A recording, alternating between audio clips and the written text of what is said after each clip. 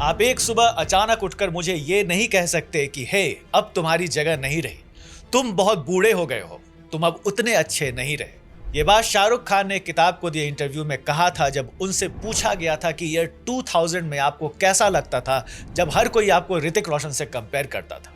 पर इस कंपैरिजन की वजह थी किसी न्यू कमर की फिल्म ऐसे टाइम पर रिलीज हो जब शाहरुख खान और आमिर खान जैसे बड़े स्टार्स की फिल्म थिएटर में लगने वाली हो, तो कोई भी कह सकता है कि उस न्यू कमर की फिल्म फ्लॉप होगी। बट 14 जनवरी 2000 को कुछ ऐसा हुआ जिसने पूरी हिंदी फिल्म इंडस्ट्री को हिला के रख दिया। इन दो बड़े खान से compete करने एक न्यू कमर की फिल्म आई और इंडस्ट्री की सबसे बड़ी ब्लॉकबस्टर बन गई और दोनों खान्स की फिल्म बुरी तरह पिट गई। ये न्यू कमर थे ऋतिक रोशन और ये फिल्म थी कहो ना प्यार है। इसी फिल्म की मेकिंग और इससे जुड़ी कंट्रोवर्सीज की बात करेंगे राजे रेट्रो के आज के एपिसोड में।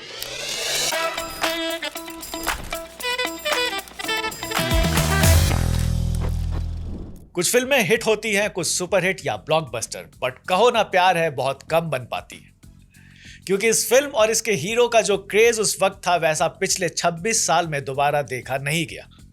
पूरी कंट्री को ऋतिक मैनिया ने जकड़ रखा था। पर इसकी मेकिंग की बात करने से पहले इसकी कंट्रोवर्सीज की बात करेंगे कि कैसे मीडिया के कई सेक्शन ने ऋतिक के राइज को ऋतिक वर्सेस द खान्स का वॉर बना दिया था।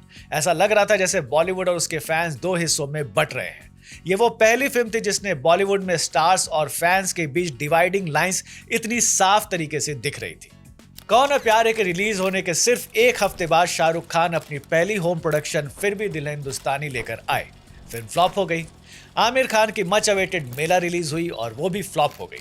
राजा हिंदुस्तानी के सुपर सक्सेस के बाद एक बार फिर आमिर खान और धर्मेश दर्शन साथ में कोई फिल्म लेकर आ रहे थे, बट फिल्म सुपर फ्लॉप रही। और उसके बाद ऋतिक फीवर सिर्फ क्रेज नहीं रहा, वो एक कैलकुलेटेड मीडिया फेनोमेनन बन गया। फिल्म मैगजीन ने इस नैरेटिव को और हवा दी। कवर्स पर हेडलाइंस छपने लगी, the Khan era is over, Hrithik the new number 1। Hrithik को सीधा शाहरुख खान के सामने खड़ा किया जा रहा था, लेकिन बात सिर्फ बॉक्स ऑफिस नंबर्स तक नहीं रही।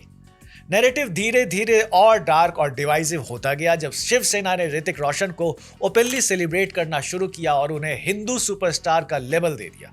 आज के दौर में ये सब कॉमन लग सकता है, लेकिन शायद पहली बार किसी हिट फिल्म को इंडस्ट्री को डिवाइड करने के लिए वेपनाइज किया गया था। उस वक्त मीडिया क्रिएटेड राइवलरी का असर करण जौहर की कभी खुशी कभी गम के सेट तक पहुंच गया। स्क्रीन पर शाहरुख खान और ऋतिक रोशन प्यार करने वाले दो भाई थे, लेकिन ऑफ स्क्रीन टेंशन क्लियरली महसूस होती थी। अपनी ऑटोबायोग्राफी एन अनसुटेबल बॉय में करण जौहर ने लिखा कि ऋतिक सेट पर एक लॉस्ट चाइल्ड की तरह महसूस करते थे। मीडिया उन्हें एसआरके का सक्सेसर बता रही थी और इसी कंपैरिजन की नेगेटिविटी उन पर हैवी पड़ रही थी। करण को स्पेशली एफर्ट करना पड़ रहा था ताकि ऋतिक को इंक्लूडेड फील हो, क्योंकि कई सीनियर एक्टर्स उनसे डिस्टेंस बनाकर रखते थे। ये राइवलरी सिनेमा स्क्रीन से निकलकर एडवर्टाइजिंग वर्ल्ड तक पहुंच गई। पेप्सी के ब्रांड एम्बेसडर शाहरुख खान थे और पेप्सी ने एक कंट्रोवर्शियल एड बनाया जो ऋतिक फीवर का मजाक उड़ाता था।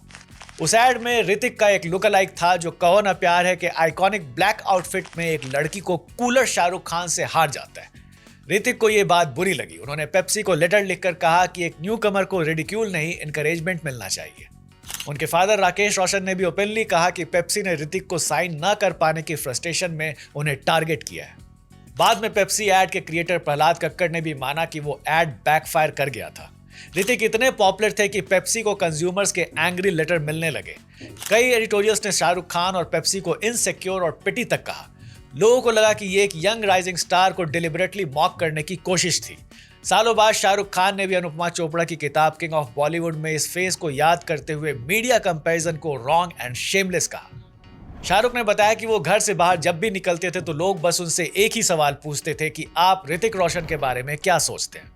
बट धीरे धीरे शाहरुख और ऋतिक की ये मीडिया क्रिएटेड राइवलरी खत्म हो गई। अब बात करेंगे फिल्म के मेकिंग की। इंटरेस्टिंग बात यह है कि कहो ना प्यार है से पहले शाहरुख खान खुद राकेश रोशन के साथ 3 फिल्म्स कर चुके थे, किंग अंकल, करण अर्जुन और कोयला। करण अर्जुन ब्लॉकबस्टर थी और इस फिल्म में ऋतिक रोशन अपने फादर को असिस्ट कर रहे थे। करण अर्जुन के बाद कोयला बनी पर वो फ्लॉप हो गई। कोयला के फेलियर से राकेश रोशन को काफी लॉस हुआ। दरअसल कोयला के बाद भी राकेश रोशन शाहरुख खान के साथ एक और प्रोजेक्ट प्लान कर रहे थे, लेकिन फिर एक नई स्टोरी आइडिया ने उनका ध्यान खींच लिया। ये कहानी एक फ्रेश फेस डिमांड करती थी और तब रोशन ने एक ऐसा डिसीजन लिया जिसने उनकी और ऋतिक दोनों की जिंदगी बदल दी। उन्होंने अपने बेटे ऋतिक रोशन को लॉन्च करने का गैम्बल खेला। कोयला की फेलियर के बाद कहो ना प्यार है पर सब कुछ दांव पर लगा हुआ था। बिहाइंड द सीन्स ये सिर्फ एक फिल्म नहीं थी, ये एक फादर का रिस्क था, एक इमोशनल गैम्बल था और एक न्यू कमर को सुपरस्टार बनाने की डेस्परेट कोशिश थी। राकेश रोशन एक एक्सपीरियंस फिल्म मेकर जरूर थे, लेकिन उन्होंने करियर में काफी अप्स एंड डाउन्स देखे थे और बेटे के डेब्यू के लिए उन्होंने लिटरली घर दांव पर लगा दिया था। सालों बाद ऋतिक के सिस्टर सुनैना ने रिवील किया कि फिल्म को फंड करने के लिए राकेश रोशन ने फैमिली होम को मॉर्गेज किया था। सिर्फ घर ही नहीं, उन्होंने अपनी कार और ऑफिस तक गिरवी रख दी थी।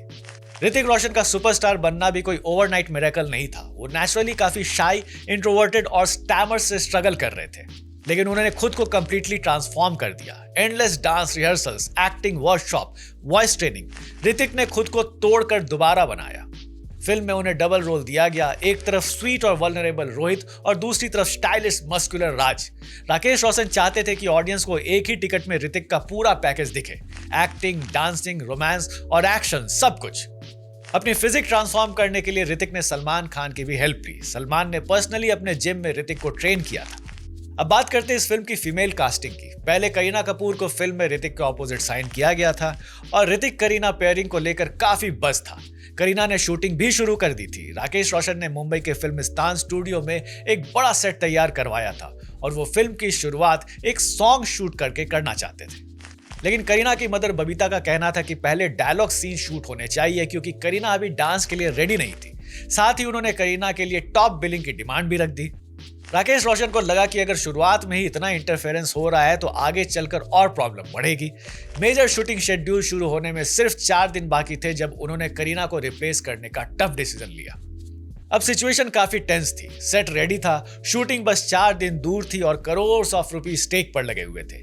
इसी बीच एक शादी में राकेश रोशन की मुलाकात अपने स्कूल फ्रेंड अमित पटेल से हुई, जो अपनी यंग और US educated daughter Amisha Patel के साथ आए हुए थे। राकेश रोशन को अमीशा में सोनिया के कैरेक्टर वाली इनोसेंस नजर आई।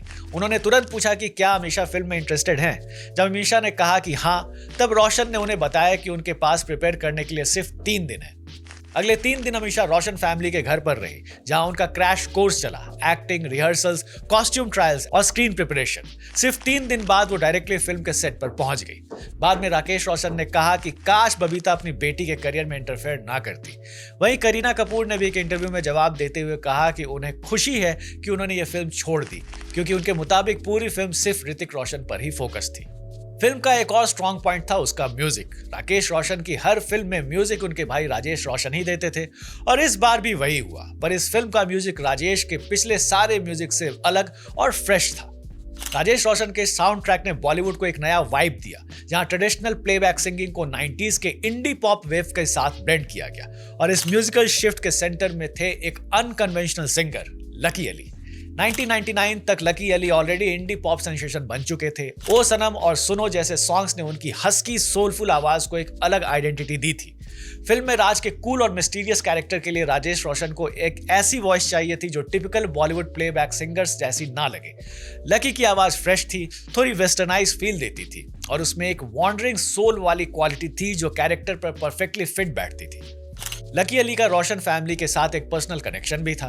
उनके फादर एक्टर डायरेक्टर महमूद ने ही राजेश रोशन को पहला ब्रेक दिया था एज अ म्यूजिक डायरेक्टर और इंटरेस्टिंगली यंग लकी अली कभी राजेश रोशन के असिस्टेंट के तौर पर भी काम कर चुके थे।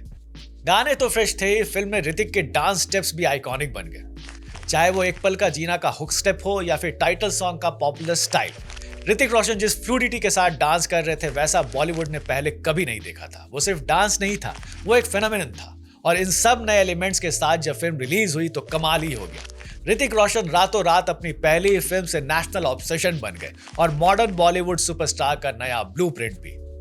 लेकिन फिल्म की मैसिव सक्सेस के साथ एक डार्क चैप्टर भी जुड़ा था। रिलीज के कुछ ही हफ्तों बाद राकेश रोशन को उनके ऑफिस के बाहर गोली मार दी गई, क्योंकि उन्होंने एक्सटॉर्शन देने से मना कर दिया था। इस इंसिडेंट ने ऋतिक को डीपली शेक कर दिया। एक वक्त पर वो अपनी फैमिली की सेफ्टी के लिए फिल्म छोड़ने तक का सोचने लगे थे। उस साल अवार्ड्स फ्रंट पर भी फिल्म ने हिस्ट्री क्रिएट की। ये पहली बॉलीवुड फिल्म बनी जिसमें लीड एक्टर को एक ही फिल्म के लिए बेस्ट डेब्यू और बेस्ट एक्टर दोनों का फिल्म फेयर अवार्ड मिला। बाद में film Guinness book of world record और लिम्का बुक ऑफ रिकॉर्ड्स में भी एंटर हुई, क्योंकि उसने किसी भी बॉलीवुड फिल्म से सबसे ज्यादा 92 अवार्ड्स जीते थे। लेकिन कहो ना प्यार है कि असली लेगेसी सिर्फ अवार्ड्स या बॉक्स ऑफिस नंबर नहीं थी, ये एक पूरी जनरेशन का कल्चरल माइलस्टोन बन गई। इस फिल्म ने सालों तक डांस फॉर एटिकेट डिफाइन किया और आज 26 साल बाद भी एक पल का जीना का ओपनिंग गिटार रिफ सुनते ही मिलेनियल्स ऑटोमेटिकली खड़े हो जाते हैं और वो आइकॉनिक हुक स्टेप करने लगते हैं, टिडिंग टिडिंग टिंग। तो ये थी कहानी कहो ना प्यार है कि बनने की। आपको ये कहानी कैसी लगी हमें कमेंट बॉक्स में बताइएगा। मिलते हैं अगले वीक एक नई कहानी के साथ, तब तक के लिए goodbye and take very good care of yourself.